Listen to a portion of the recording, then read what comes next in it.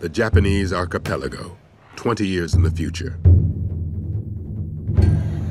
Canine saturation has reached epidemic proportions. An outbreak of dog flu rips through the city of Megasaki.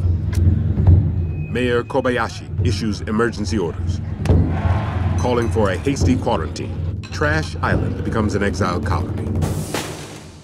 The Isle of Dogs. Well, leave it to Wes Anderson. He is an absolute genius when it comes to movies.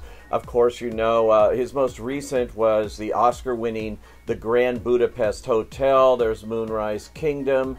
You can go on with his films, and especially one that was animated in the great lost art of stop-motion animation, and that was the fantastic Mr.Fox, proving he doesn't just have to do live action, he can do great tunes.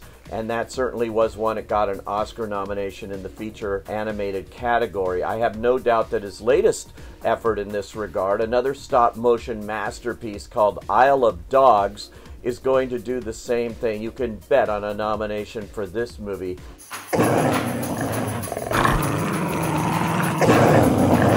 Wait a second.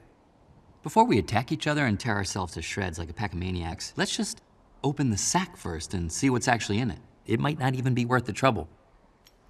What do you think? I'm not sure. Maybe. Hi.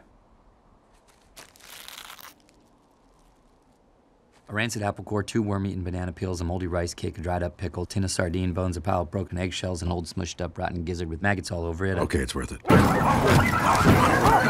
It's typical Wes Anderson, totally twisted and out there, intellectual, funny, and completely different in the form.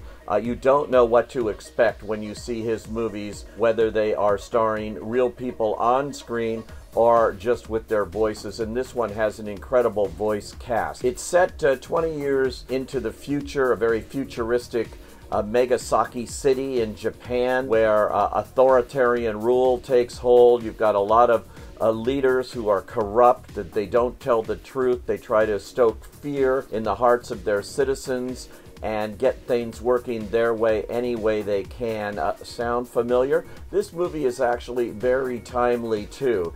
But mostly it's totally entertaining here, as this Kobayashi dynasty, which are made up of a bunch of cat lovers, heavens to Murgatroyd, try to rid the population of the very popular dogs who have been domesticated for literally centuries and centuries, and now are going to be in danger of going extinct. They are, in fact, relegated to Trash Island. Atari Kobayashi, you heroically hijacked a junior turboprop XJ750 and flew it to the island because of your dog. Darn it.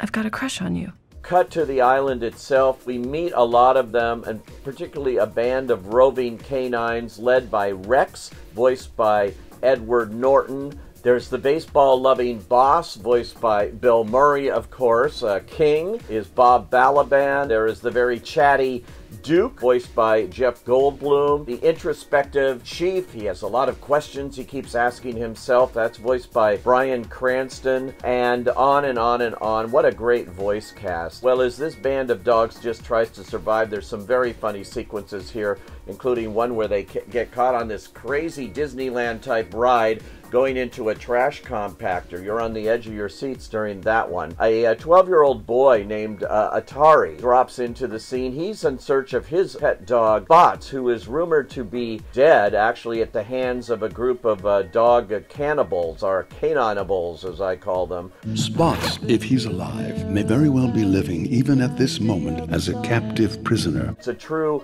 mystery that has to be solved, and with the help of all these other dogs, we learn the fate of Spots and others here. There's battles with robot dogs and all kinds of warfare. Everything goes on here on Trash Island or back at headquarters in Japan with those characters there. This is really a very twisted tale from Anderson, full of plot developments, everything about it, the visuals, the production design, the cinematography, everything you can throw into stop motion animation. It's a beautiful form of animating, and I'm glad that Wes Anderson is one of the proponents of keeping it alive. Certainly he does that here in this movie, a worthy successor to his other animated hit, Fantastic Mr. Fox, and one you can't miss if you're a Wes Anderson fan, a stop motion fan, a fan of these great actors, are just plain clever, good writing and filmmaking. I highly recommend Isle of Dogs, and I say go.